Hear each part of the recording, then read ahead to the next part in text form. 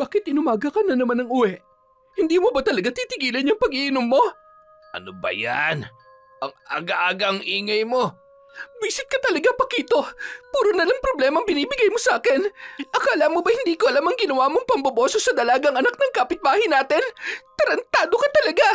Ano bang pinagsasasabi mo? Wala akong alam sa binibintang mo. Nakukuha mo pang tumanggi? Kung alam ko lang na bubungangaan mo lang ako, sana hindi na ako umuwi dito eh. Buwisit na buhay to, oo. Mas mainam pa nga na huwag ka nang umuwi. Hayop ka! Mas hayop ka, Tabachoy! Ah, ganun ha? Sige, kapag pumayat ako, hahayaan kita maglaway. Huyo ka sa akin. Nagsasawa na nga ako'y maglalaway pa. Kapal din naman ang mukha mo. Taon 1998. Lipa. Walang araw na hindi nagbabangayan ang mag-asawang sina Pakito at Isabel. Ang kanilang sigawan ang madalas na naririnig ng mga kapitbahay. Samantala, sa gitna ng kanilang pag-aaway, nanatiling mahimbing ang tulog ng kanilang pamangkin na si Soledad. Ngunit matapos ang kaguluhan, unti-unting nanumbalik ang katahimikan sa loob ng bahay. Hoy Soledad, gumising ka na nga riyan. Akin na yung kinita mo sa pagtitinda ng sampagita.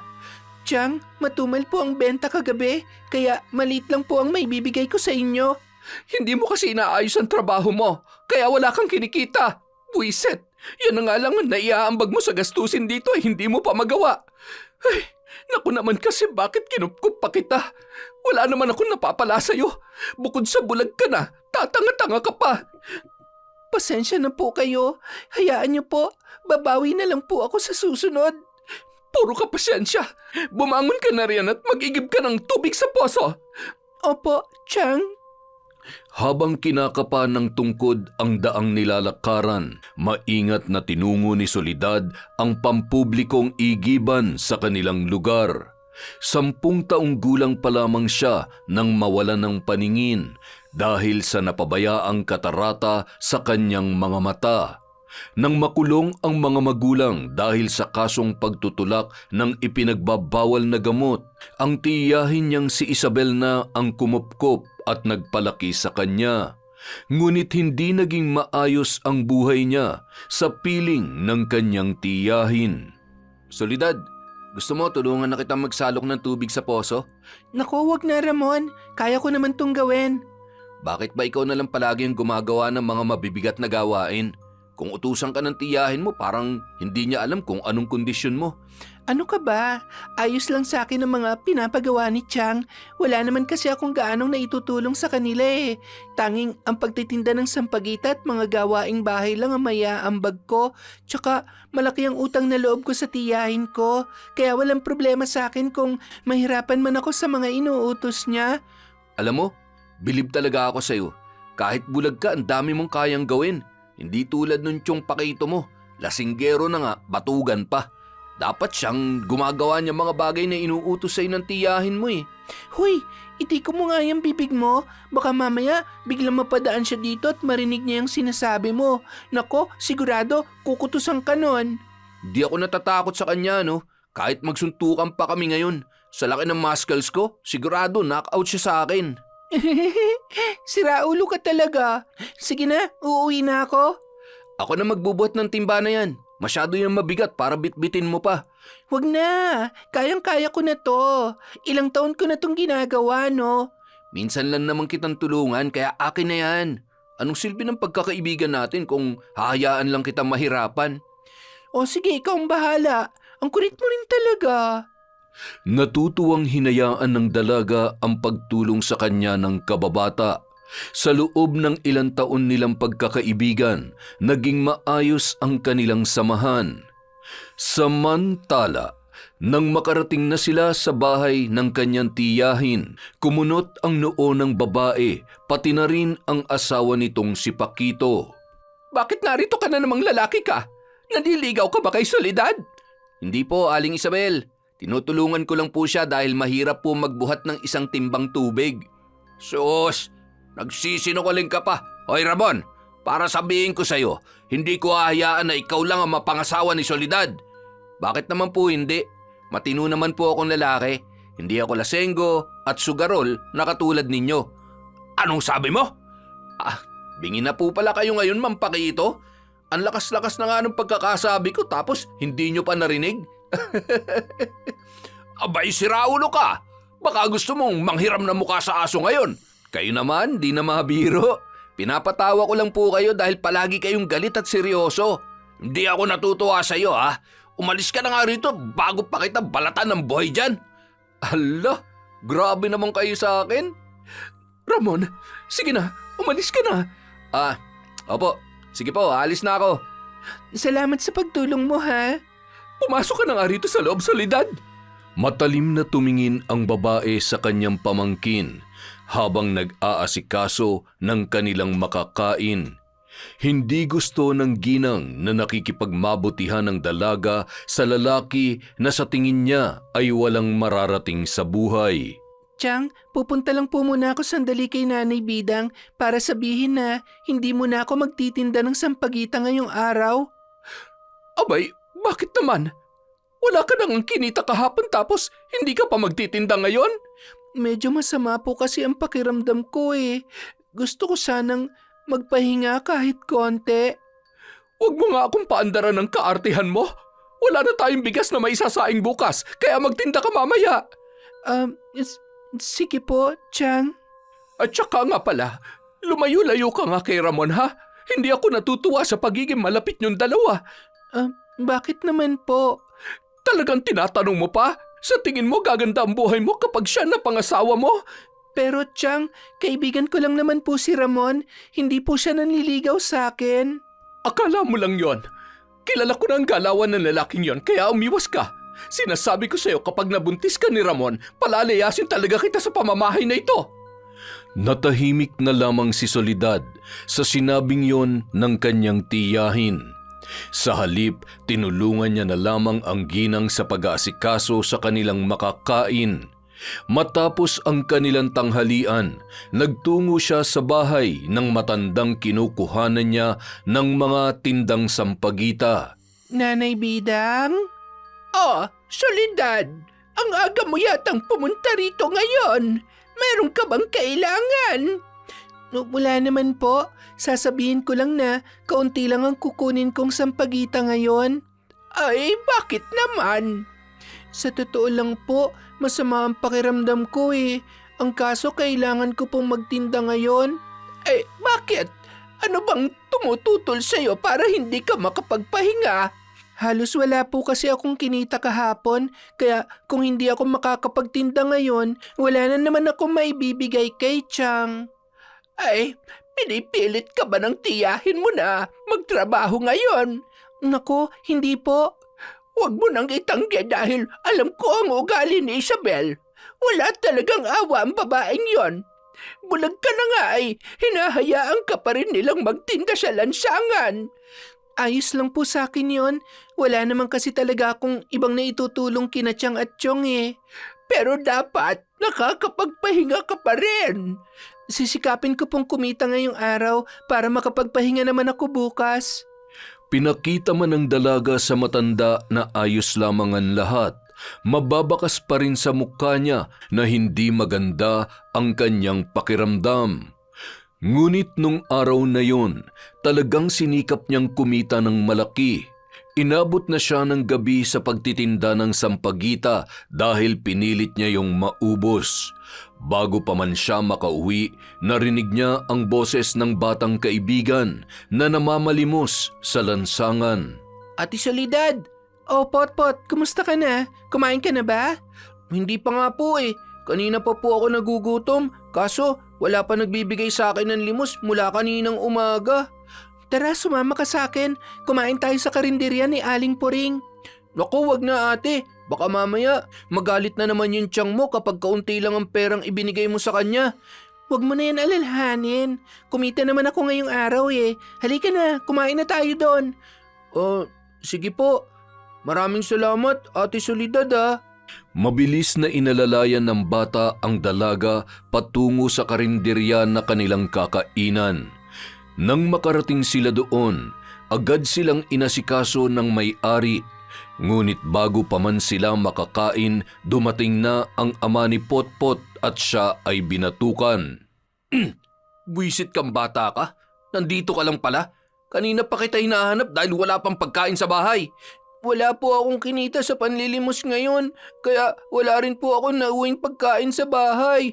Baka naman naglaro ka lang buong araw. Bumalik ka sa panlilimos. Huwag kang uuwi ng bahay hanggang wala kang kinikita, ha? Sandali lang po, Mang Cardo. Pinapakain ko pa po si Potpot. Pwede ba? Mamaya na lang ulit siya mamalimos. Hoy, bulag. Huwag mo nga akong utusan na parang may pakinabang ka rin sa akin. Sa susunod na yayain mo pang anak ko sa kung saan-saan, malilintikan ka na sa akin. Bakit kasi si Potpot ang inaasahan mo sa makakain nyo?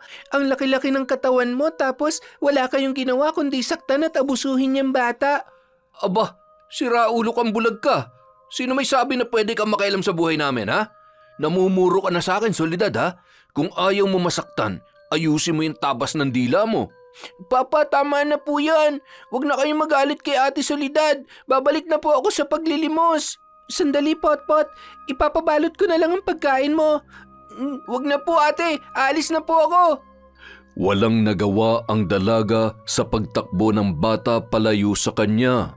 Nakaramdam man siya ng sama ng loob sa ama nito, pinili na lamang niyang manahimik at umuwi sa kanilang bahay. Pagkarating niya roon, sinalubong siya ng palad ng ginang. Akin ang perang kinita mo ngayon.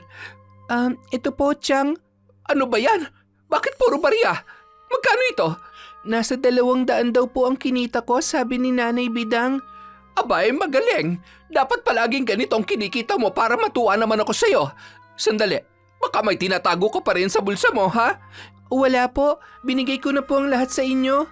Siguruhin mo lamang. Sa oras na malaman ko na nangungupit ka, malalagot ka sa akin. Opo. Siya nga po pala, Chang. Pwede ba akong makapagpahinga bukas? Masakit po talaga ang katawan ko eh. Ay, Soledad naman. Alam mong bayaran ng kuryente bukas. Huwag mo ngang unahin yung kaartehan mo. Kung hindi ka maghahanap buhay, anong mangyayari sa atin? Hanggang ngayon pa rin po ba? Wala pa ring trabaho si Chong? At bakit mo naman tinatanong, ha? Naisip ko lang po kasi na kung magkakaroon siya ng trabaho at iiwasan niya ng pagsusugal, sa tingin ko po, mas gagaan ng buhay natin. Kung makapagsalita ka, akala mo, ang laki na naitutulong mo sa aming mag-asawa, ah. Huwag mong pakialaman ang ginagawa ng tiyuhin mo dahil baka siya pa mismo magpalaya sa iyo rito. Pasensya na po, Chang. Umalis ka na nga sa harapan ko. Bagsak ang balikat ng dalaga habang nangangapa patungo sa kanyang silid. Magpapahinga na sana siya ng gabing yon, ngunit narinig niya na may tumatawag sa kanyang pangalan. Batid niyang si Ramon yun, kaya maingat siyang nagtungo sa kanilang bakuran kung saan naroroon ang lalaki. Anong ginagawa mo rito? Baka mamaya makita ka ni Chong. Huwag kang mag-alala. Nakita ko yung tiyuhin mo na nagiinom sa tindahan ng kapitbahay namin. Malabong umuwi siya agad ngayon. Bakit ka ba nandito? May kailangan ka ba? May binili akong puto na may halong itlog maalat. Alam kong paborito mo to kaya bumili ako ng 5 piraso. Tsaka tanggapin mo tong 100 piso pandagdag mo sa ipon mong pera. Nako, hindi ko yan matatanggap. Umuwi ka na at baka mapagalitan na naman ako ni Chang kapag nahuli niya tayo. Ano naman kung makita niya tayo nag-uusap? May masama ba sa ginagawa natin? Wala naman, pero kilala mo naman yung tiyahin ko, di ba? Aalis lang ako rito kapag kinuha mo na tong mga binibigay ko sa'yo. Bakit ba kailangan mo akong bigyan yan? Dahil alam ko na gusto mo madalaw yung mga magulang mo sa kulungan. Nag-iipon ka ng pera para makita sila ulit, di ba? Pinaghirapan mong perang yan kaya itabi mo na lang para sa pangangailangan mo. Wala naman akong pinagkakagastusan ngayon kaya sige na. Tanggapin mo na to. Ay, ang kulit mo talaga. Sige na nga, akin na. Yan, buti naman. Nga pala, malaki-laki na ba yung naipon mong pera ngayon? Paano ko naman malalaman kung bulag ako? Pero sa bigat ng alkansya ko, sa tingin ko, malaki-laki na rin yon. Hayaan mo, magsisipag pa ako sa trabaho para makatulong sa pag-iipon mo. Pwede rin kitang samahan sa pagdalaw mo sa mga magulang mo. Maraming salamat sa iyo, Ramon, ha? O siya, sige na, umalis ka na. Sige, paalam na. Sandali, Wala man lang bang goodbye kiss? Sampal gusto mo? Ito naman, di na mabiro. Nang makaalis si Ramon sa bakuran ni na Soledad, nanginig ang buong katawan ng dalaga nang marinig ang galit na boses ng kanyang tiyuhin. Nangangapa man siyang bumalik sa loob ng bahay, sinikap niya pa rin kumalma at itago ang takot na nararamdaman. Huminga siya ng malalim at dahan-dahang humakbang papasok. Pwede ba? Huwag ka nang sumigaw, Pakito. Baka mamaya ay ireklamo na naman tayo ng mga kapitbahay natin. Kung ayaw mo magwala ako ngayon dito, bigyan mo ako ng pera. Marami tayong bayarin ngayon at alam mo na bang si Soledad lang ang naghahanap buhay sa atin. Kung wala ka ng pang-inom, edi tumigil ka na. Pareho talaga kayo ng pamangkin mong walang silbi. Kung palayasin ko kaya kayong dalawa sa pamamahay na to. Pakito naman, mag-isip-isip ka nga. Huwag mong pairali ng kahibangan mo sa alak. Magbibigay ka ba o sisipain kita palabas ng bahay? Eto na. Sige, kunin mo na lahat yan. Walang nagawa ang ginang, kundi ibigay na lamang ang kinita ni Soledad sa kanyang asawa. Matapos niyang iabot ang pera sa lalaki, agad na yung umalis. Samantala, nakaramdam ng matinding galit ang dalaga sa kanyang tiyuhin dahil hindi man lang nito inisip ang kanyang pagod sa paghahanap buhay. Chang, bakit niyo naman po binigay kay Chong ang perang pinagpaguran ko? Sayang naman yung kinita ko kung ipambibili niya lamang ng alak. Anong gusto mo? Saktan niya ako? Kilala mo naman yung siraulong yon. Walang makakapigil sa mga gusto niya.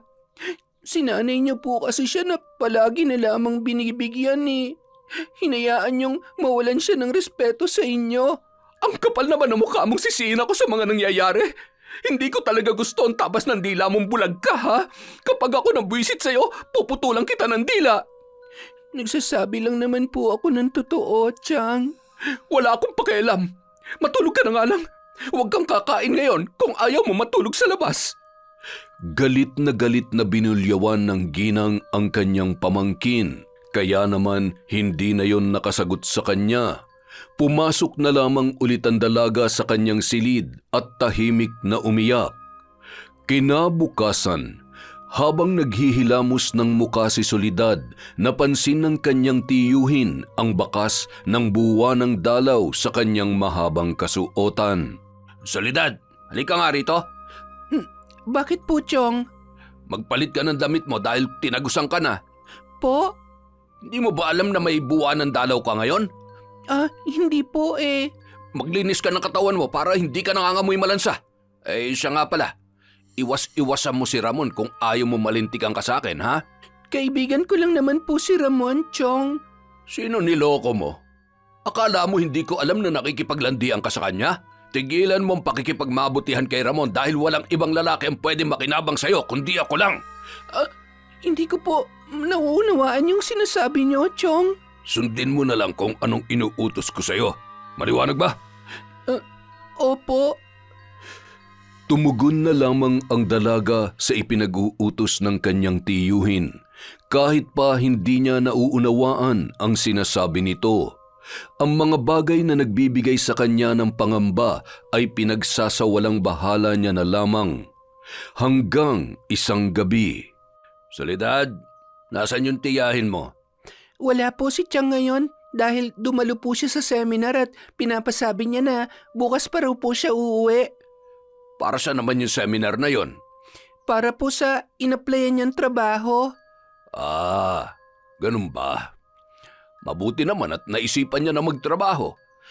Kaya nga po eh. Nga pala, may pagkain na po akong hinanda sa inyo, Chong. Tawagin niyo na lamang po ako kung may kailangan po kayo. Sandali. Dito ka lang muna sa tabi ko. Samahan mo akong kumain ngayon. Pero tapos na po akong kumain, Chong.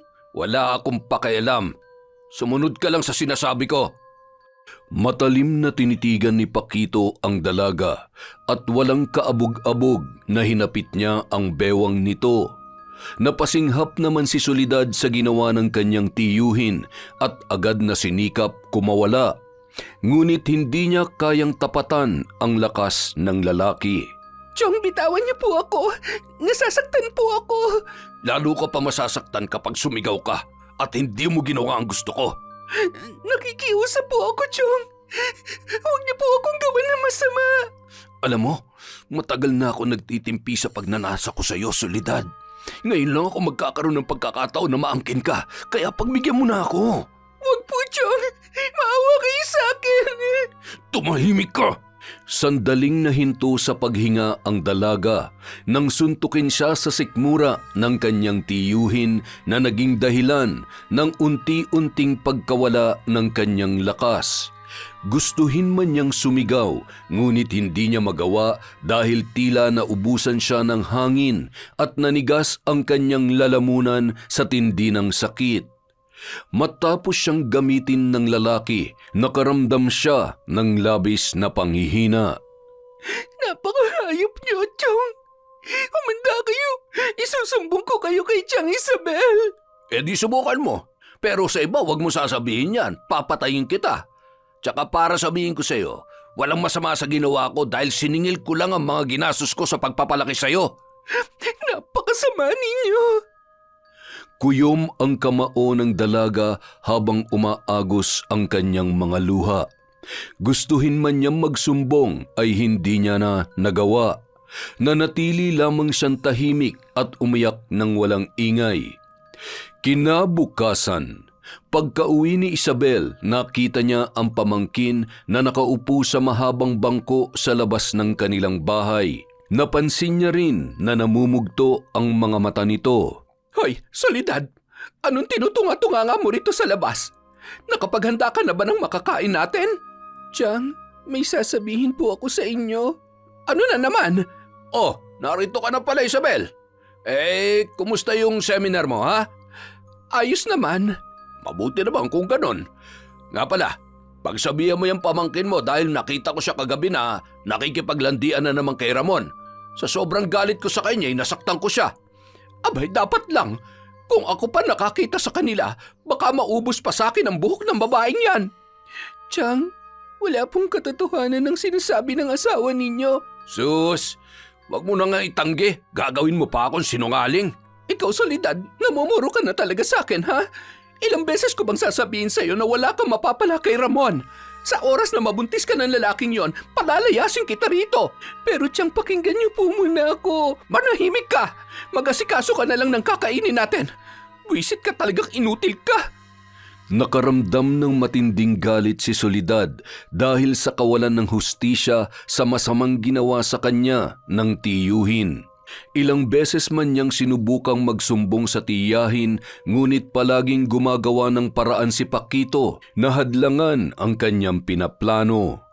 Nang dahil doon, paulit-ulit siyang inabuso ng lalaki hanggang isang araw.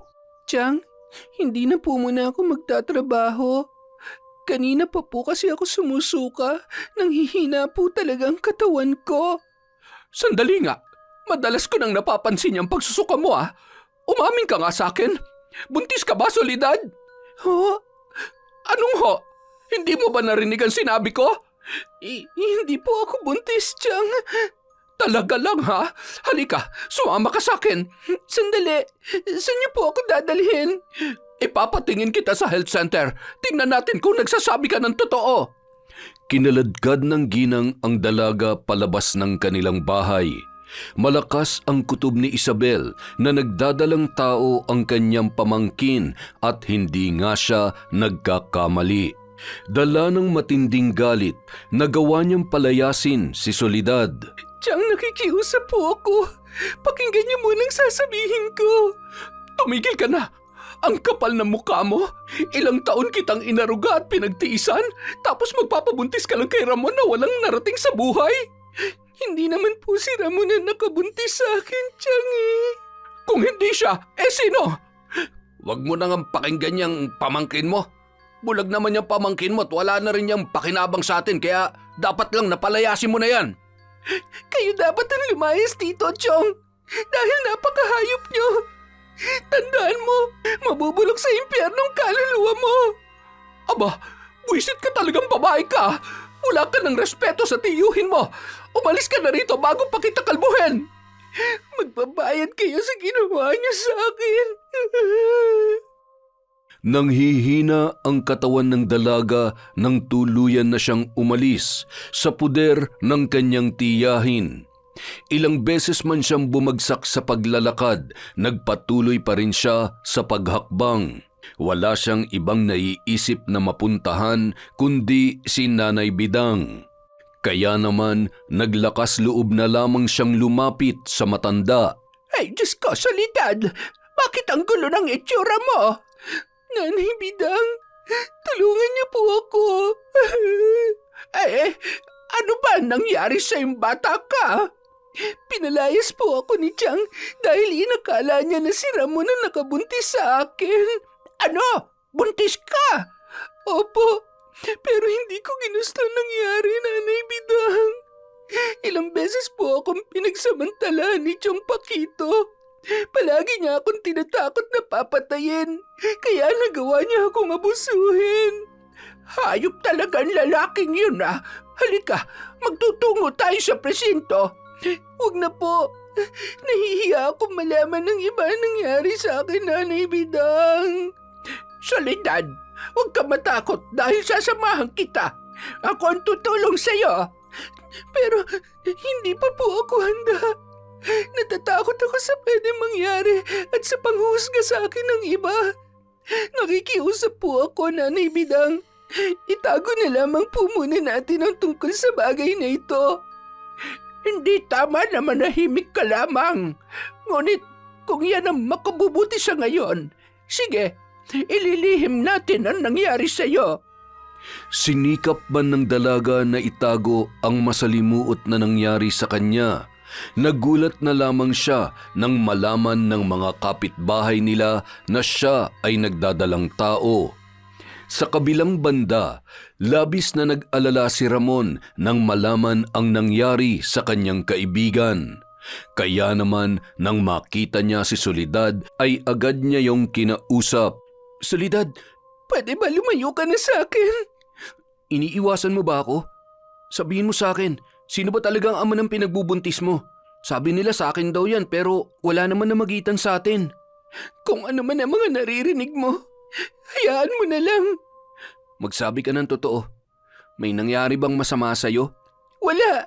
Kilala kita. Alam ko kung nagsasabi ka ng totoo o hindi. Kaya aminin mo na sa akin ang nangyari. Bakit? May magagawa ka ba kung sakaling malalaman mo? Oo, titiyakin ko na mananagot ang taong nanakit sa'yo kung meron man. Sa tingin ko mas mainam pa na. Hayaan mo na lamang ako. Hindi kita titigilan hanggat hindi mo sinasabi sa akin ang nangyari sa'yo. Pero natatakot ako, Ramon. Soledad, kaibigan mo ko. Mula pa noon magkaramay na tayo sa lahat ng problema mo. Ako naging mata mo nung mga panahon na nahihirapan kang lakbayin ang lugar natin. Kaya magtiwala ka sa akin. Ramon, pinagsamantalahan ako ni Chong Pakito.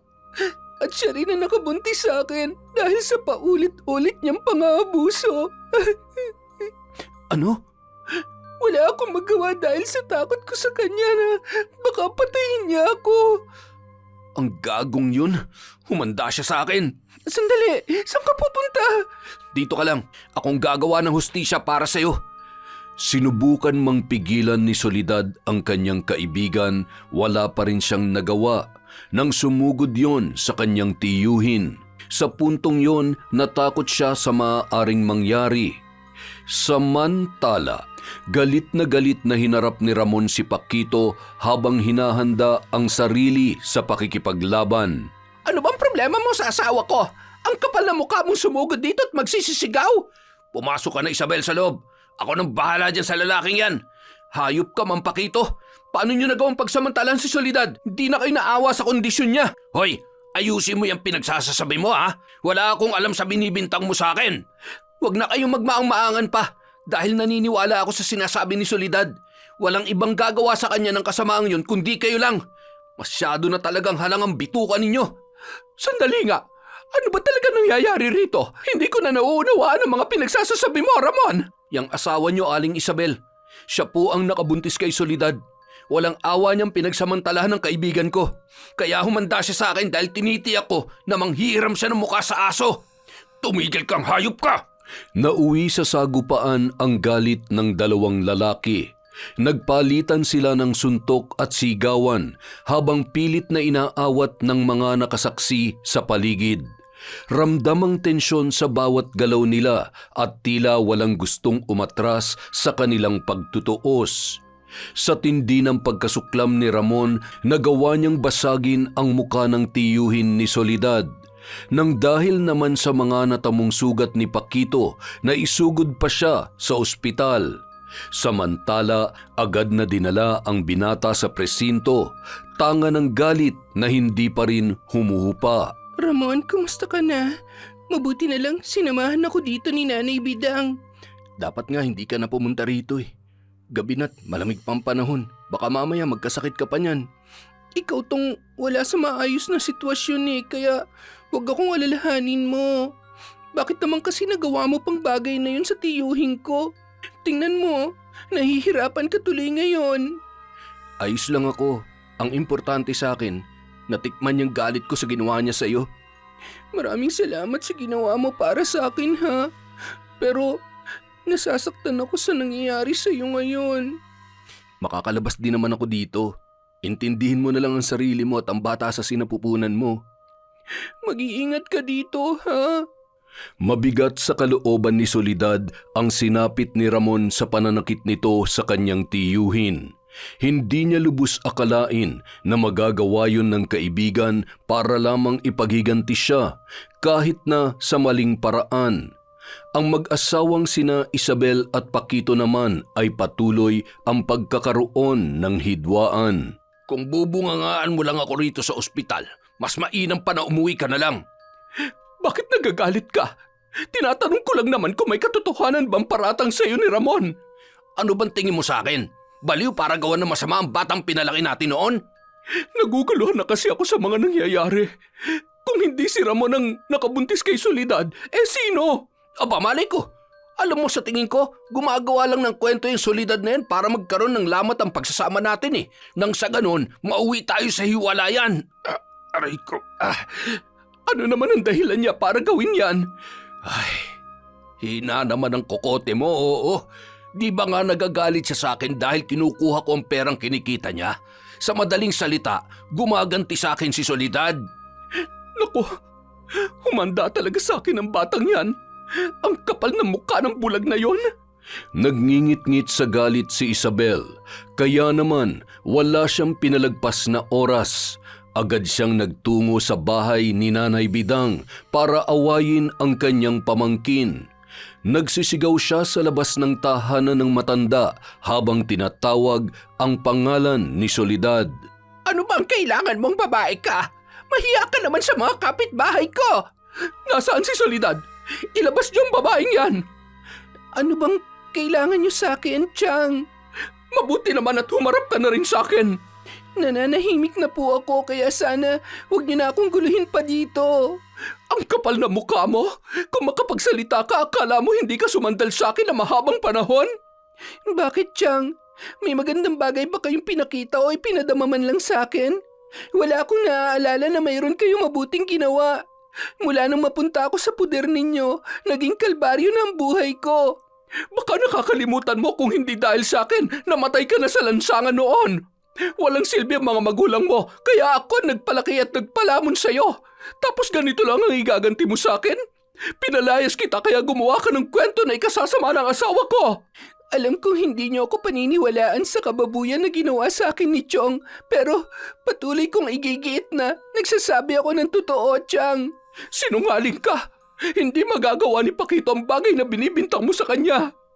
Sige lang, paniwalaan niyo kung anong sinasabi niya. Wala na akong pakialam sa inyo mula ngayon. Umalis ka na dito, Isabel. Hindi pa ako tapos sa'yo, Soledad. Tandaan mo yan. Nanatiling matatag ang dalaga kahit dama niya ang bigat ng mga salitang binitawan ng kanyang tiyahin. Hindi siya natinag, bagkus ay lalong tumuwid ang kanyang tindig. Subalit sa kabila noon, nakakaramdam pa rin siya ng sakit dahil sa karahasan na nangyari sa kanya. Ayos ka lamang ba? Huwag mo masyadong dibdibin ang mga sinabi ng tiyahin mo. siya rin naman ang magdurusa sa huli. Alam niyo po, Nanay Soledad, gustong-gusto kong makaganti kay Chong sa kahayupan na ginawa niya sa akin. Ang kaso lamang po, paano? May paraan para makaganti ka sa lalaking yon. Hindi man siya managot sa batas, magdurusa naman siya sa matinding sakit. Ha? Ano pong paraan yon? Soledad, sa tingin ko, ito na ang panahon para malaman mo kung sino talaga ako at kung ano ang kaya kong gawin. Po? Iha, isa akong mambabarang. May kakayahan akong bigyan ng malalang sakit ang isang tao. Totoo po?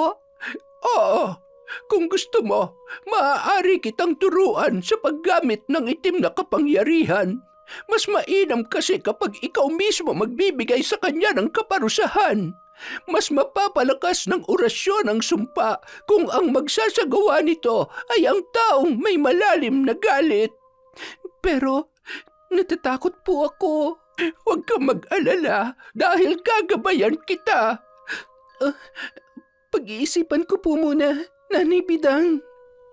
Ilang gabing hindi nakatulog ng maayos ang dalaga dahil sa inaalok na tulong sa kanya ng matanda.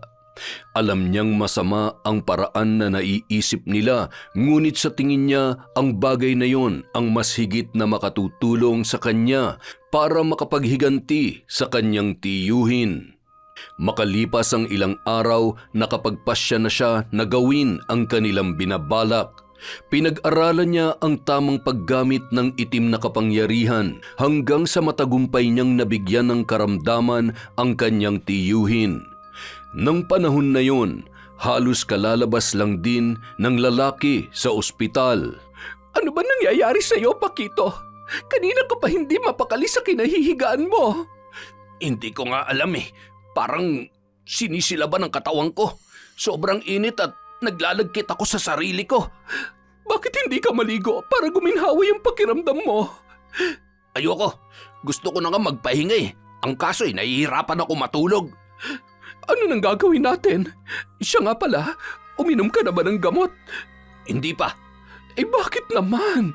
Paano mawawala ang maga sa mukha mo kung hindi mo iinumin ng tama ang gamot mo? Ako nang bahala sa sarili ko. Matulog ka na nga lamang dyan. Aray. Ewan ko sa'yo. Ang tigas talaga ng ulo mo.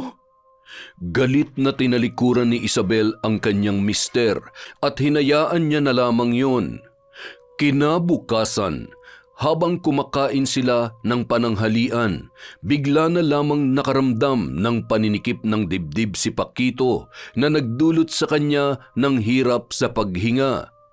Nang mga sumunod na araw, lubos na ng hina ang kanyang katawan at nawalan siya ng gana sa pagkain.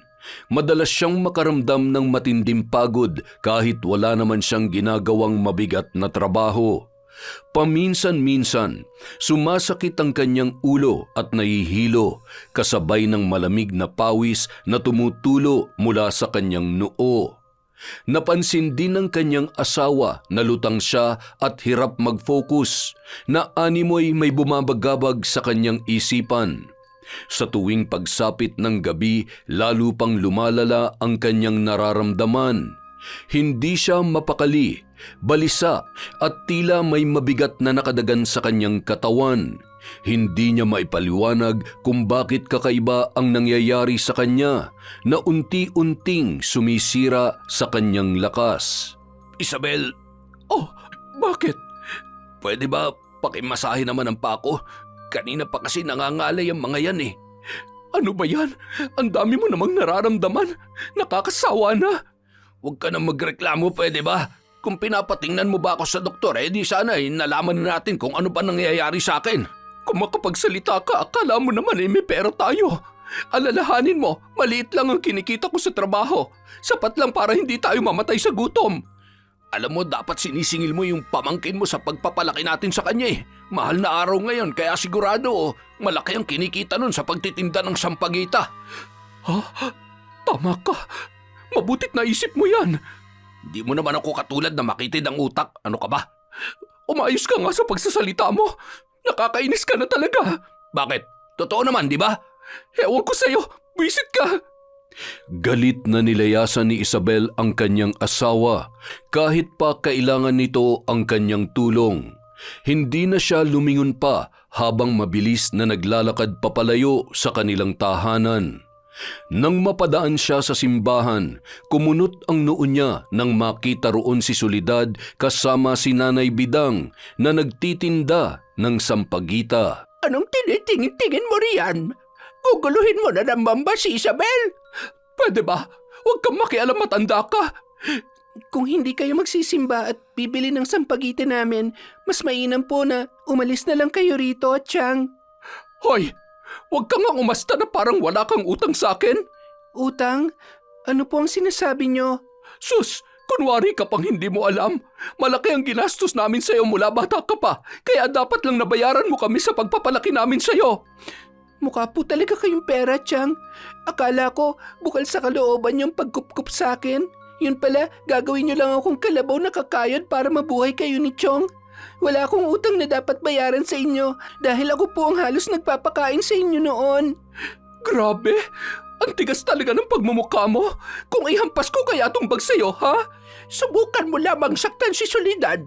Ako ang makakalaban mo. Ang tapang mo talaga, matanda ka. Akala mo naman uubra ka sa akin? Huwag mong maliitin ang kakayahan ko dahil kaya kitang gawan ng masama. Wala akong pakialam. Para sabihin ko sa'yo, hindi ako natatakot sa matandang hukluban na katulad mo. Pakiusap po, Chang. Umalis na po kayo rito. Aalis ako, pero hindi kita titigilan hanggat hindi ka nagbabayad ng utang mo sa akin. Nababaliw ka na talagang babae ka.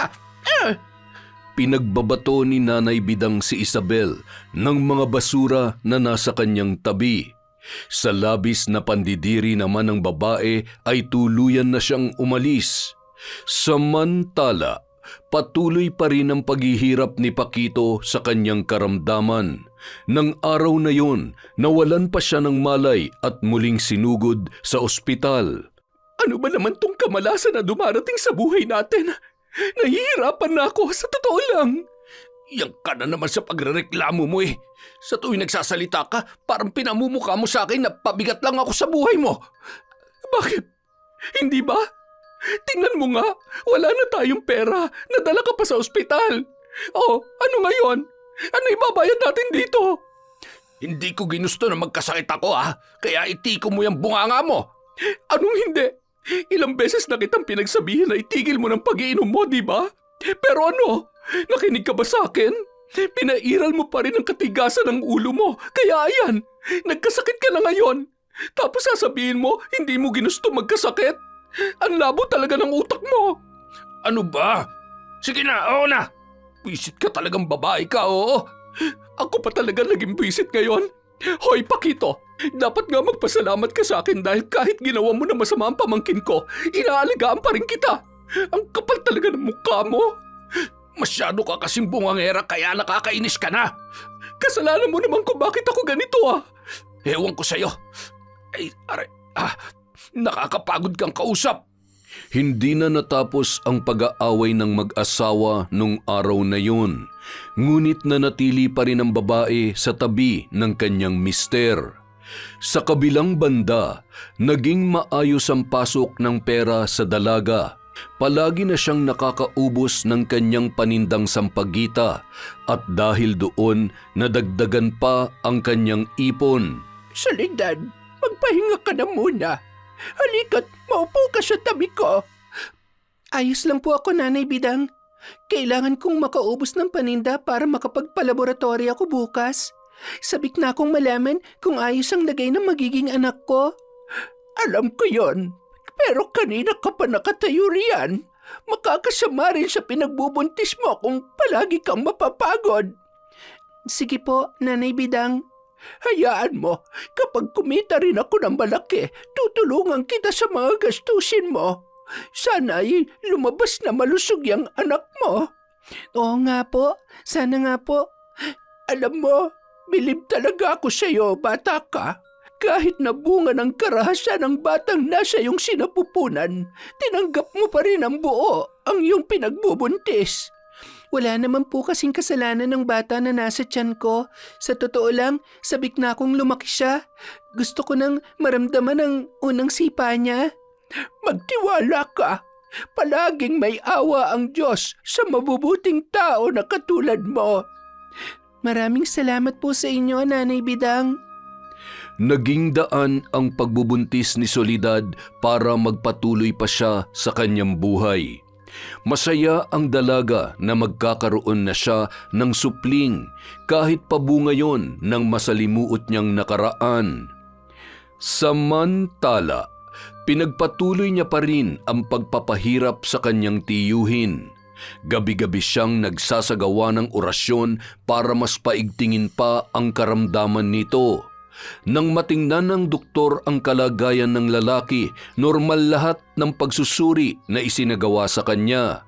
Kaya naman, naresetahan na lamang siya ng vitamins at gamot na pantanggal kirot kung sakali na mayroon pang sumakit sa kanya. Pakito, nakapaghain na ako. Kumain ka na lang, ha? Ano naman ang niluto mong ulam? Tuyo. Tuyo na naman? Wala ka bang ibang alam ipakain sa akin kundi tuyo? Huwag ka na magreklamo dahil inutang ko pa yan sa tindahan. Halos wala na nga tayong makain, nag-iinarte ka pa. Hindi ako nag-iinarte. Alam mo namang may kati-kati ako eh. Paano gagaling to kung puro tuyo na lang ang ipapakain mo sa akin? Kung gusto mo na masarap na ulam, di magtrabaho ka. Ay naku, napakabobo mo talaga. Paano ko makakapagtrabaho kung ganitong kalagayan ko? Maraming paraan kung gusto mo talaga magtrabaho. Ang kaso, tamad ka. Ilang taon tayo nakaasa sa kinikita ni Soledad. At ngayon, wala na tayong maaasahan. Abay, dapat tulungan mo ako sa paghahanap buhay. Hindi mo ba talaga nauunawaan ang sinasabi mo? Hirap na nga akong makatayo. Nangihina ng mga buto ko. Kaya paano kita matutulungan sa paghahanap buhay? Di mamalimos ka. Ano? Nababaliw ka na talagang babae ka, ano? Umalis ka na nga't baka kung ano pa magawa ko sa'yo. Hindi inaasahan ni Paquito na sasabihin yon sa kanya ni Isabel. Mula nung magkasakit siya ay hindi na naging maayos ang pagtrato sa kanya ng kanyang asawa. Gayunpaman, patuloy pa rin siyang nakikisama sa kanyang misis dahil hindi niya kayang buhayin ang kanyang sarili. Sa mga araw na lumilipas, lalo lamang lumalala ang kanyang kondisyon. Madalas, hindi na siya makatayo ng mag-isa at hirap na ring kumain. Sa kabila noon, wala pa ring pakialam ang kanyang asawa at tila nagsawa na sa pag-aalaga sa kanya. Unti-unti na ring nagiging malamig ang pakikitungo ni Isabel. Ay, nakakapagod na talagang buhay na to. Bakit ngayon ka lang? Alas 5 ng hapon ang out mo sa trabaho, di ba? Bakit pasado alas 8 ka na umuwi? Pagod ako kaya pwede ba? Huwag mo akong simulan. Napapansin ko para nagiging madalas na ang pag-uwi mo ng late ah. Sabihin mo nga, may lalaki ka ba? Yan ka na naman sa tamang hinala mo eh. Palibasa inutil ka na kaya takot ka sa sarili mong multo. Hoy Isabel, namumuro ka na sa akin ha? Ayusin mo yung pagsasagot-sagot mo. Bakit? Totoo naman di ba? Nung malakas ka pa, kung pagsalitaan mo ako parang wala akong naitulong sa buhay mo. Alam mo sa totoo lang, napapagod na ako sa iyo, Paquito. Subukan mo lang akong iputan sa ulo, Isabel. Papatayin talaga kita. Gawin mo! Hindi ako natatakot sa iyo. Pinagsawalang bahala na lamang ni Isabel ang banta ni Paquito. Walang takot niyang ginawa ang pinaparatang nito sa kanya. Nang dahil sa paulit-ulit na pangiinsulto ng lalaki, tuluyan nang nabaling sa iba ang kanyang atensyon. Isabel, baka gusto mong ihatid na kita sa trabaho. Naku, wag na. Nakakahiya naman sa iyo. Ano ka ba? Ayos lang yun. Akin na yung bag mo, ako na magdadala niyan. Salamat Cardo ha. Walang anuman. Mula ngayon, palagi na kitang ihahatid at kung may oras pa ako, pwede rin kitang sunduin. Talaga ba? Sandali nga. Bakit mo ba ito ginagawa? Ano ba sa tingin mo? Ano nga? Matagal na kitang gusto, Isabel. Ang kaso, niisip ko yung asawa mo eh. Buisit na lalaking yon. Sa totoo lang, napapagod na akong makisama sa kanya. Nagawa ka na niyan lokohin at binuntis pa yung pamangkin mo. Kung ako sa'yo, iiwanan ko na yun. Malapit ko na talagang gawin yan, Cardo. Sandaling napaisip si Isabel sa sinabing yon ng lalaki. Maraming dahilan para iwanan niya na si Paquito. Ang kaso hindi niya alam kung paano yun sisimulan. Hindi nagtagal, nagkaroon na sila ng malalim na relasyon ni Cardo at ang kinikita naman ni Potpot ang kanilang inaasahan. Madalang nang umuwi ang babae sa kanilang bahay dahil madalas sa tahanan na siya ng kanyang lalaki tumutuloy. Ate Soledad! Oh, Potpot, umiyak ka ba? May nangyari ba sa'yo? Yung tiyahin mo, kinuha yung perang pinaghirapan ko. Ha? Sandali, bakit naman gagawin ni Chang yon? Hindi mo pa ba alam? Ang alin? Si Aling Isabel at si Papa matagal na nagsasama sa bahay. Madalang nang umuwi yung tiyahin mo kay Mang Paquito. Kinukuha niya yung kinikita ko para sa pangangailangan nila ng papa ko. Samantalang ako nagpapakahirap maghanap buhay. Madalas, hindi pa ako nakakakain. Sobra na talaga si Chang. Hoy, Potpot, narito ka lang pala. Kanina pa kita hinahanap pa. Nanginginig sa galit si Soledad nang marinig ang boses ng kanyang tiyahin. Hindi man niya nakikita ang babae, batid niyang nakatingin yon sa kanya ng masama. Kumukulo sa puot ang kanyang dibdib habang nakakuyom ang kanyang mga kamao. Chang, totoo ba na kinukuha niyong kinikita ni Potpot sa panlilimos? Oh, ay ano naman ngayon? Talagang tamad kayo magbanat ng buto, no? Hindi na kayo naawa sa bata. Sa bagay, ako nga na pamangkin niyo nagawa niyo pang abusuhin eh. Ano bang pinuputok ng butsi mong bulag ka? Alam mo, konting-konti na lang, babanata na kita dyan. Ang lakas ng loob mong pagsalitaan ako dahil may nasasandalan ka na ngayon.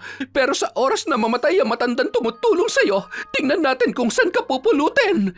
Hindi ako katulad niya na umaasa lang sa iba para mabuhay. Ang yabang mo talaga. Kung hindi mo sana sinira ang pagsasama namin ng tiyuhin mo, wala ako sa ganitong sitwasyon. Tinamad na akong pakisamahan siya dahil sa kataksilan ninyong dalawa. Kataksilan namin dalawa? Anong pinagsasasabi nyo?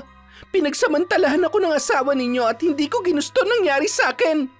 Sino niloko mo? Akala mo hindi ko alam na inaakit mo nun si Paquito? Tapos nang hindi kayo magkasundo, gumawa ka ng kwento na ikasisira ng relasyon namin. Pero ayos na ako ngayon dahil nagsasama na kami ni Cardo. Hintayin niyo lang, makakarma din kayo. Matatag ang boses ni Soledad nang sabihin yon sa kanyang tiyahin. Wala na siyang ipinakitang kahit na anong takot sa harap nito. Dahil sa matinding galit, nagawa niyang bigyan to ng karamdaman na walang lunas, katulad ng ginawa niya sa kanyang tiyuhin. Sa mga sumunod na araw, nakaramdam ng matinding pananakit si Isabel sa kanyang likuran, kasabay ng pagkirot ng kanyang sikmura na tila ba pinipiga ang loob. Aling Isabel, ito na po yung pinabibili niyong gamot. Bakit pa ang tagal mo? Kanina pa kita inutusan, di ba? Tinawag po kasi ako ni Mang Paquito. Tinatanong niya kung nandito daw po kayo. Oh, anong sinagot mo sa kanya? Ano pa po ba? Di sinabi ko po yung totoo. Lintik ka talagang bata ka. Bakit mo sinabi? Hindi niyo naman po may tatago ang pakikipagrelasyon niyo kay Papa dahil madalang niyo na lang uwian yung asawa ninyo. Tapos, usap-usapan na po kayo ng mga kapitbahay dito. Kahit na, hindi mo pa rin dapat sinabi. Masama na nga ang pakiramdam ko lalo mo pang pinapasama. Isabel! Lumabas ka riyan! Nanginginig ang buong katawan ng babae nang marinig ang galit na boses ng kanyang asawa. Hindi niya inaasahan na magagawa pa ng lalaki na makabangon sa hinihigaan kahit pa lumalala na ang kondisyon nito. Sa takot ni Isabel, nagtago siya sa loob ng banyo. Ngunit hinarap naman ni Cardo si Paquito na kanina pa nagsisisigaw sa labas ng kanilang bahay. Anong ginagawa mo rito? Ilabas mo yung asawa ko! Hayop ka! Kahit ibalik ko pa sa iyo si Isabel, hindi na rin niya gugustuhin na makasama ka pa, Paquito. Tingnan mo nga yung sarili mo. Halos hindi ka na makalakad. Ang kapal na mukha mong agawin sa akin ang asawa ko. Pareho lang naman tayong walang trabaho. Kaya ano nakita niya sa'yo at nagawa niya ako ipagpalit sa katulad mo? Inutil ka na kasi. Kaya napagod na mag-alaga sa iyo si Isabel. Ako nagagawa ko pa siyang paligayahin. Pinatigil ko na rin siya sa pagtatrabaho. Mga hayop kayo! Humanda kayo sa akin! Sa oras na gumaling ako, papatayin ko kayong dalawa! Sige lang, hihintayin ka namin dito. Walang nagawa si Paquito sa pangiinsulto sa kanya ni Cardo. Gustuhin man niyang saktan ang kabit ng kanyang asawa, batid niya na hindi niya kayang tapatan ang lakas nito. Samantala, lalo pang pinaigting ni Soledad ang pagpapahirap sa kanyang tiyuhin at tiyahin. Ang pagkasuklam niya sa dalawa ay sumagad na hanggang sa kaibuturan ng kanyang pagkatao. Hindi ka pa rin ba tapos sa pagdarasal? Kanina pa po ako natapos, pero pinag-aaralan ko pa rin po ang ibang orasyon. Kulang pa ba ang pagpapahirap mo sa mag-asawang yon? Balita ko ay tuluyan ng iniwan ni Isabel si Paquito. Opo, Nanay Bidang. Sa totoo lang, masaya ako sa nangyayari sa kanila. Hiniling ko talaga na magkaroon ng lamat ang pagsasama nila. Gabi-gabi ako nagsasagawa ng orasyon para sunod-sunod ang kamalasan na dumating sa kanilang buhay. Sa tingin ko ay sapat na ang hirap na kanilang nararanasan. Soledad, mas mainam pa na itigil mo na ang pananakit sa mag-asawang yon. Ayoko. Sa tindi ng kasalanan na nagawa nila sa akin, kulang pa ang paghihirap na nararanasan nila. Pero hindi makabubuti sa iyong labis na paggamit ng itim na kapangyarihan. Ang lahat ng bagay maaaring makasama kapag ito ay nasobrahan. Masyadong malalim ang sugat na binigay nila sa akin, Nanay Bidang. Hindi ako titigil hanggat hindi sila gumagapang sa hirap. Bumagsak ang ilang luha ng dalaga habang mariing hawak ang libro na naging gabay niya sa paggamit ng itim na karunungan. Ang galit niya ay tuluyan ng naging sukdulan. Sa kabilang banda, ang pagiging malupit ni Isabel sa ibang tao ay lalo lamang lumala kahit na mas pinaigting pa ang kanyang karamdaman. Pot! Bakit po, Aling Isabel? May kailangan po ba kayo? Sa tingin mo tatawagin kita kung wala akong kailangan sa'yo? Ay, pasensya na po.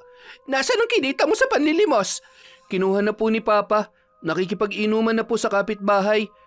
Bakit mo sa kanya ibinigay? Ay, siya po yung papa ko eh. Pilosopo ka talagang bata ka! Patukan kaya kita! Nagsasabi lang po ako ng totoo, Aling Isabel. Umalis ka na nga sa harapan ko at baka tsinelasing pa kita dyan. Napahawak na lamang sa batok si Isabel dahil sa bigat ng kanyang sitwasyon. Nang puntahan niya si Cardo sa inuman, nagawa niyang magwala roon. Hindi niya na nagugustuhan ang madalas na paglaklak nito ng alak na halos walang pinagkaiba kay Paquito. Pwede ba huwag mo akong ipahiya sa mga kainuman ko? Itigil mo na yung pag-iinom mo kung ayaw mo itaob ko yan na mesa. Hoy Isabel, huwag kang umasta na parang asawa kita. Baka nakakalimutan mo, kinuha lang kita sa inutil mong asawa. Hayop ka! Sa una ka lang pala magaling. Binigay ko lahat ng pag-aasikaso at pag-aalaga sa'yo tapos ganito pang gagawin mo sa akin. Alam mo, sa totoo lang, nagsasawa na ako sa'yo. Oo, nakuha ko na yung gusto ko. Kaya pwede ka nang umalis.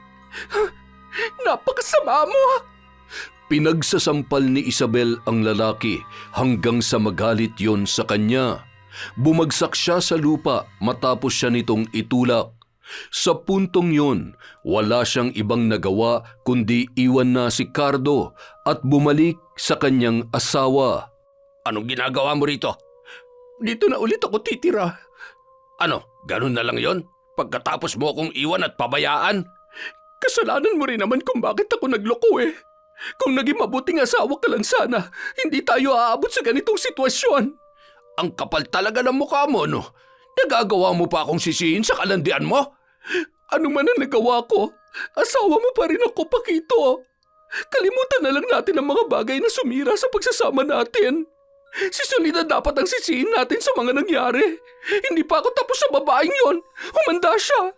Nanlilisik ang mga mata ng babae habang nakatingin sa kawalan. Sa kabila ng hirap na kanilang dinaranas, nagagawa pa rin nilang mag-isip ng hindi maganda sa iba. Isang gabi, Habang naglalakad pa uwi si Soledad, tinangka siyang itulak ni Isabel sa gitna ng kalsada upang tapusin na ang kanyang buhay. Ngunit bigo ang tiyahin sa binabalak nito dahil agad siyang tinulungan ni Potpot nang makita ang pangyayari. Nang bumagsak siya sa lupa, agad niyang kinapa ang kanyang tungkod na nabitawan nang siya ay itulak. Ate Soledad, ayos ka lang ba? Oo, Potpot. Sandali, sino ba yung tumulak sa akin? Ako? Bakit? Chang? May sapusa ka talagang bulag ka. Ang tagal mong mamatay. Kayo ang unang mamamatay kesa sa akin. Buhay pa kayo pero nasusunog na sa impyerno ang kaluluwa niyo ni Chong. Kung sunugin kaya kita ng buhay ngayon, gaga ka talagang bulag ka. Kung alam ko lang natutubuan ka ng sungay, dapat dun palang pinatay na kita. Malas niyo dahil binuhay niyo ako. Titiyakin ko na mas magdurusa pa kayo mag-asawa. Titingnan ko kung paano kayo gumapang habang namimilipit sa matinding sakit. Napakasama mo talaga! Marahas na sinampal ni Isabel ang dalaga at matalim niya itong tinitigan habang sumisiklab ang matinding galit sa kanyang puso. Ngunit nanindig ang kanyang mga balahibo nang ngumiti lamang sa kanya ang pamangkin. Hindi yun ngiti ng pang-iinsulto, kundi tahimik na pagbabanta. Umalis si Soledad sa harap ng kanyang tiyahin na parang walang nangyari. Kumusta ang pagtitinda mo ng sampagita? Kumita ka ba? Ayos naman po. Nga pala, anong oras na, Nanay Bidang? Mag-oorasyon po muna ako bago kumain. Wala nang iting na libro, Soledad. Po? Ano pong sinasabi ninyo? Binaon ko na sa lupa ang mga kagamitan ko. Natatakot ako na baka lamunin na ng galit ang buo mong pagkatao. Saan niyo binaon yung itim na libro? Tumigil ka na. Sapat na ang pagpapahirap mo sa mag-asawa. Nababahala na ako sa maaaring mangyari sa iyo. Akala ko nauunawaan niyo ako. Kayo nagturo sa akin ng itim na karunungan. Pero bakit pinipigilan niyo akong gamitin yon? Hindi pa sapat ang paghihiganti ko sa mga taong umabuso sa akin. Kaya nakikiusap ako, Nanay Bidang. Ibalik niyo sa akin ang libro. Soledad, hindi na tama ang paggamit mo sa itim na karunungan. Lumagpas ka na sa limitasyon nito. Walang mali sa ginagawa ko. Nararapat lang sa mga taong yun na bigyan ng kaparusahan. Nangangapa man si Soledad nung mga sandaling yon, sinikap niya pa rin na magtungo sa bakuran. Doon niya lamang naisip na maaaring ibaon ng matanda ang mga kagamitan nito. Hindi niya alam kung saan ang eksaktong kinalalagyan ng mga yon, ngunit nagpatuloy siya sa pagbungkal ng lupa. Kasabay ng kanyang mga luha ang pagbuhos ng malakas na ulan. Maya-maya pa, napatigil siya sa kanyang ginagawa nang maramdaman na nasa tabi niya na si Nanay Bidang. Eto na ang libro. Patawarin mo ako kung nagsinungaling ako. Bibigyan pa kita ng huling pagkakataon na gamitin ang bagay na yan. Pero ipangako mo sa akin na sa oras na magsisi na mag-asawa sa kanilang ginawa ay titigilan mo ng pananakit sa kanila. Walang kasiguruhan ng sinasabi ninyo, Nanay Bidang. Sa sobrang sama ng pagkatao nila, malabong pagsisihan nila ang mga kasalanan nila sa akin. Soledad, tandaan mo, may Diyos pa rin tayo. Walang imposible sa Kanya. Binasag ng katahimikan ang sandaling yun. Ang bawat pagbagsak ng mga luha ng dalaga sa lupa ay may kalakip na galit sa mga tao na nang-abuso sa kanya. Ang paghihiganti niya ang nagbibigay sa kanya ng kaginhawahan. Kaya hindi siya titigil hanggat hindi siya nakukontento sa pagpapahirap sa kanyang tiya at tiyuhin. Lumipas pa ang mga araw, nabalitaan niyang sumuka ng dugo ang kanyang tiyahin sa walang katiyakan na dahilan. Isabel, narito na ako. Kumain na tayo. Saan galing ang pera mo? Tumambay ako kanina sa harap ng mall at kumita ako kahit papaano sa panlilimos sa mga tao roon. Hanggang ganito na lamang ba tayo? Nahihirapan na ako sa ganitong buhay, Pakito. Tapos pareho pa tayong may karamdaman. Huwag mo masyadong isipin ang problema natin. Sasakit lang ang ulo mo sa ginagawa mo eh. Ako nga kahit masama ang pakiramdam ko, sinisikap ko pa rin na kumita ng pera para lamang meron tayong makain. Aba, dapat lamang. Wala naman tayong ibang aasahan. Kung samahan mo kaya ako sa panlilimos, mas malaki ang kikitain natin kung pareho tayong maghahanap buhay. Ayoko nga. Bakit ko gagawin ang isang bagay na responsibilidad mo? Ang sabihin mo nahihiya ka lang. Wala na nga tayong makain eh, umaarte ka pa dyan. Tigilan mo na nga ako. Oh, masama na nga ang pakiramdam ko eh. Binubuisit mo pa ako. Tatayo na sana si Isabel nang bigla na lamang sumakit ang kanyang tiyan. Dahil doon nabalot ng pangamba ang mga sandaling yun. Maya-maya pa, sumuka ang babae ng ilang pirasong insekto. Parehong nanlaki ang kanilang mga mata sa pangyayaring yun. Kinabukasan, nagtungo sila sa health center upang magpatingin. Wala silang sapat na pera kaya nagtiyaga na lamang sila na pumila doon. Habang naghihintay na matawag ang kanilang pangalan, hindi inaasahan na naroon din si Soledad kasama si Nanay Bidang. Soledad, maupo ka muna rito. Magpapalista lang tayo ng pangalan. Sige po, Nanay Bidang. Anong ginagawa mo rito? Chang? Oh, bakit parang nagulat ka? Hindi ko kasi inaasahan na nandito po kayo. Malaki na pala ang tiyan mo. Hindi ka ba nahihiya na ipagpatuloy ang pinagbubuntis mo? Bakit ko naman ho ikakahiya ang pinagbubuntis ko? Hindi dapat mabuhay ang batang bunga ng kalandian at kataksilan mo. Tumigil na po kayo. Subukan niyo pang pagsalitaan ng hindi magandang bata sa sinapupunan ko. Titiyakin ko na may kasasadlakan kayo. Bakit ka nagagalit? Totoo naman ang sinasabi ko, di ba? Sana nga mamatay ang pinagbubuntis mo. Dahil hindi siya nararapat mabuhay sa mundong ito. Kayon dapat mamatay. Nang dahil sa matinding galit ni Soledad, winasiwas niya ang kanyang tungkod upang saktan ang kanyang tiyahin. Ngunit bago pa mauwi sa sakitan ang kanilang sagutan, mabilis silang naawat ng mga staff ng health center. Ay, Isabel! Hindi mo ba talaga titigilan ang pamangkin mo? Nakikialam ka na namang matanda ka. Isabel, tara na nga. Umuwi na tayo dahil nakakahiya na sa mga tao dito. Tumigil ka! Hindi pa ako tapos sa dalawang ito. Hindi ka talaga marunong matakot sa karma, no? Kung may dapat mang matakot sa karma, walang iba kundi si Soledad. Kinupkup ko na nga siya, nagawa pa rin akong ahasin. Sige lang, paniwalaan niyo lang ang kasinungalingan ni Chong Pakito. Wala na akong pakialam sa sasabihin niyo sa akin. Basta wag niyo lang idadamay ang magiging anak ko. Hindi man direktang nakatingin ang dalaga sa tiyahin, ramdam pa rin ng ginang ang tindi ng kanyang galit. Matapos ang kaguluhan, umalis ang mag-asawa, dala ang sama ng loob sa pamangkin. Nakakainis talaga ang mga yon. Pasalamat sila, masama ang pakiramdam ko ngayon. Kung hindi, pagbubuhulin ko silang dalawa. Kailan ka ba talaga titigil sa pakikipag-away kay Soledad? Hanggat hindi siya namamatay.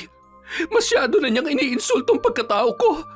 Wala talaga siyang pinagkaiba sa mga adik niyang magulang. Ay, sa totoo lang, napapagod na ako sa buhay nating ito. Natahimik si Isabel sa malungkot na boses na yon ni Pakito. Ramdam niya ang bigat na dala ng mister, kaya hindi na siya nakapagsalita pa. Sa puntong yun, tila saglit na nahinto ang mundo sa pagitan nilang dalawa. Ngunit sa kabila ng hirap na kanilang pinagdadaanan, nananatili pa rin ang galit sa kanilang mga puso. Samantala, isang pangyayari ang hindi inaasahan ni Soledad. Nanay Bidang, tulungan niyo po ako. Ay, Diyos ko, ano nangyari sa'yo? Bakit ka dinudugo? Hindi ko po alam. Dumito ka muna at tatawag lang ako ng tutulong sa atin. Kailangan mong madala sa ospital.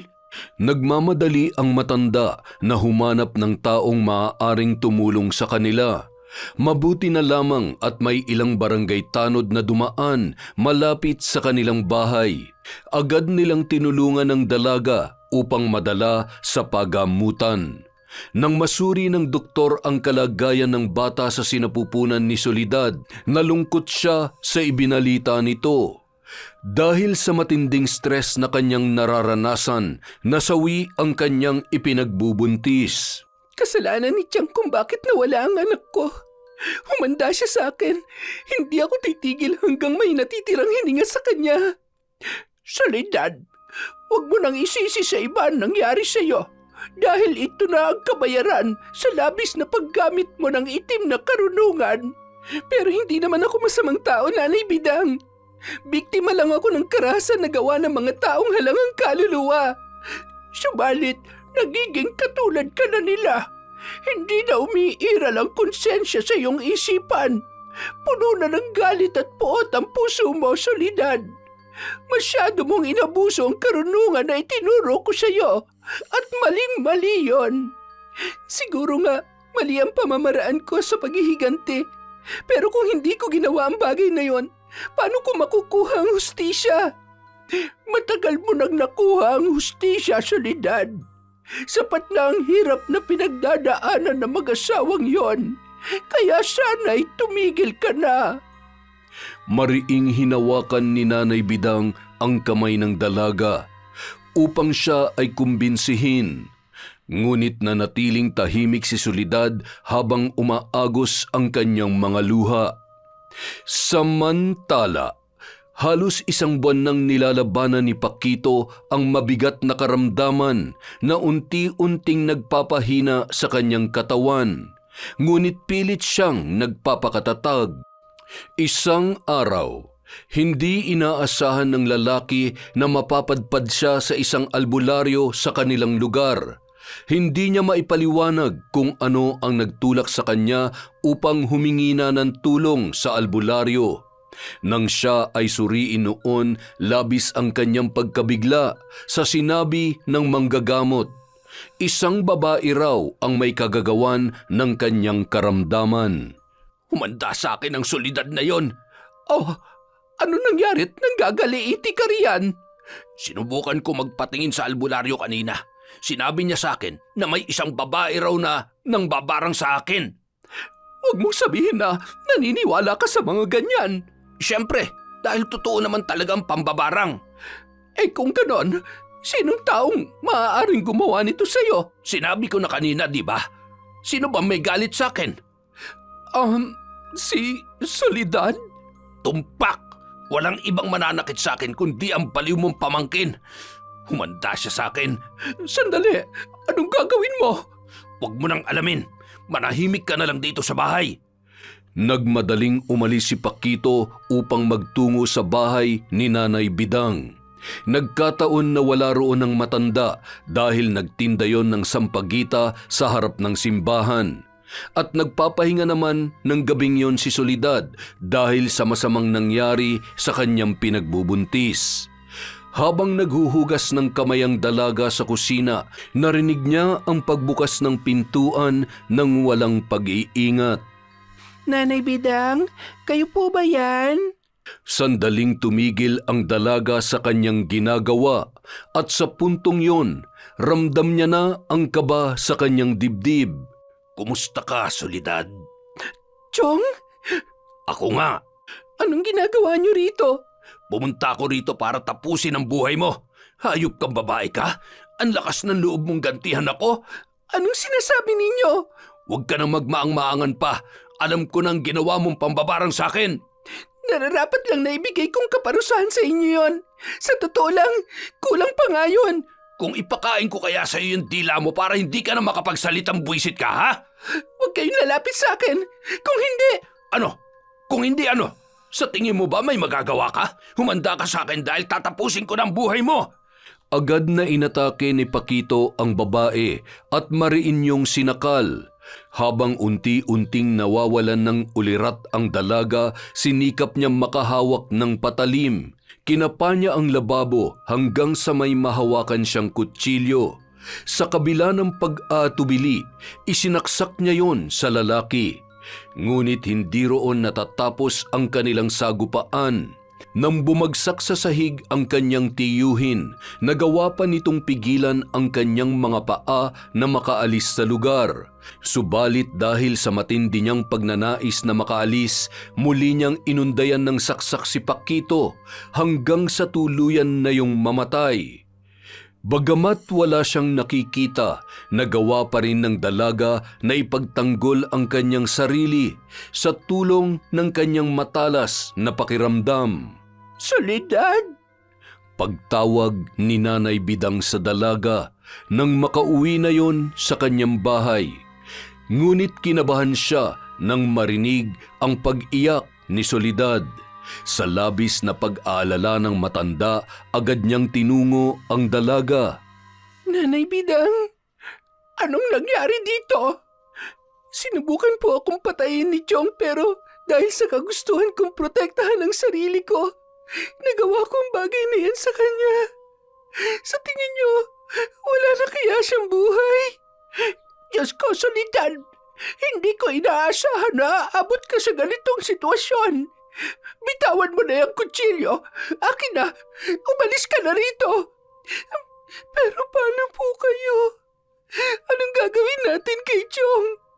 Ako na ang bahala umako sa nagawa mo. Umalis ka na at kahit na anong mangyari, wag kang lilingon pabalik. Hindi po pwede.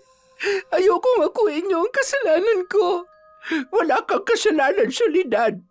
Dahil pinagtanggol mo lamang ang iyong sarili. Marami pang magagandang bagay ang maaaring mangyari sa buhay mo. Samantalang ako, matanda na at kahit makulong ako, wala nang mawawala sa akin. Kaya umalis ka na. Ayoko po. Pananagutan ko ang ginawa ko. Pwede ba? Huwag na matigas ang ulo mo. Sumunod ka naman sa akin kahit ngayon lang. Masyado na mabigat ang mga nangyari sa iyo. Hayaan mong tulungan kita makaalis sa sitwasyon na ito. Huwag ka mag-alala. Magiging maayos din ang lahat. Nanay Bidang! Labag man sa kalooban ng dalaga na iwan ng matanda, napilitan na lamang siyang gawin yon. Umalis siya ng bahay na walang malinaw na desisyon. Kinabukasan, nabalitaan niya na nakakulong na si Nanay Bidang. Sa labis na pag-aalala ng dalaga, agad siyang nagtungo sa presinto kung saan naroroon ang matanda. Ngunit naabutan niya sa lugar ang kanyang tiyahin. Sisiguruhin ko mabubulok ka sa kulungan, matanda ka! Tigilan niyo si Nanay Bidang dahil wala siyang kasalanan. Sinasabi ko na nga ba pupunta ka ritong bulag ka eh? Oo, para linisin ang pangalan ni Nanay Bidang. Wala siyang kasalanan sa nangyari kay Chong dahil akong pumatay sa kanya. Hayop ka! Nagawa ko yon dahil pinagtangka niya akong patayin. Soledad, tama na! Walang katotohanan yung sinasabi mo. Ako talaga ang pumatay sa iyong tiyuhin. Hindi po, Nanay Bidang. Pasensya na pero hindi kaya ng konsensya ko na kayo magdurusa sa kasalanan na nagawa ko. Pareho kayo mabubulok sa kulungan. Hindi kita mapapatawad, Soledad, sa ginawa mong pagpatay sa asawa ko. Hindi ko rin kayo mapapatawad sa pang-aabusong ginawa niyo sa akin. At wala akong pinagsisisihan sa mga nagawa ko sa inyo. Nanatiling matatag ang boses ni Soledad kahit pa nanginginig ang kanyang katawan at patuloy na umaagos ang luha sa kanyang mga mata. Sa kabila ng sakit at takot na kanyang pinagdaraanan, pinili niyang maging matapang. Hindi na siya ang dating mahina at tahimik na dalaga. Hinarap niya ang pananagutan sa kanyang nagawa at sa bandang huli, napagtagumpayan niya ang lahat ng pagsubok. Napatunayan sa korte na pagtatanggol lamang sa sarili ang kanyang ginawa laban sa tiyuhin na mayroong masamang balak sa kanya. Samantala, pumanaw naman ang kanyang tiyang Isabel dahil sa karamdaman na wala ng lunas. Soledad, Kumusta ang benta mo? Ayos naman po, Nanay Bidang. Alam niyo ba, may taong umubos ng paninda ko at binigyan niya pa ako ng 300 piso na tulong niya sa akin. Mabuti talaga ang Diyos dahil hindi kanya pinababayaan. Kaya nga po mamaya kumain po tayo sa labas at isama natin si Potpot. Pagkatapos dalawin natin si Ramon sa kulungan. Balita ko, malapit na rin siya makalabas dahil na-dismiss na raw yung kasong isinampa sa kanya ni Chong Paquito nung wala nang dumalo sa hearing. Ay, oo nga sige ba? Maraming salamat sa inyo, Nanay Bidang ha. Kung hindi dahil sa pangaral niyo sa akin, baka tuluyan na akong nilamon ng galit. Opo, masakit pa rin ang mga nangyari sa akin, pero alam ko na maghihilom din ang mga sugat sa puso ko. Tama ka, Soledad. At huwag nating kalimutan na humingi ng gabay sa Panginoon. Mariing niyakap ni Nanay Bidang ang dalaga at naramdaman naman ni Soledad ang pagmamahal ng matanda. Hindi man niya nagawa magpatawad sa mga taong nanakit sa kanya, natutunan niya na hindi lahat ng sugat ay kailangang kalimutan kaagad. Ngunit mahalagang wag hayaang manatili ang galit sa puso dahil ito rin ang maaaring pumigil sa sariling paghilom at pag-unlad. Sa kabila ng lahat, unti-unti niyang naunawaan na ang kapayapaan ay hindi nakasalalay sa nakaraan, kundi sa desisyon niya na magpatuloy at piliin ang mas maayos na bukas para sa kanyang sarili. Yon! Ganda naman ng kwento na yon. Isa na naman pong malupit na kwento mula kay Enteng. Dahil dyan, meron po ulit tayong shout out. Simulan po natin kay Mariana.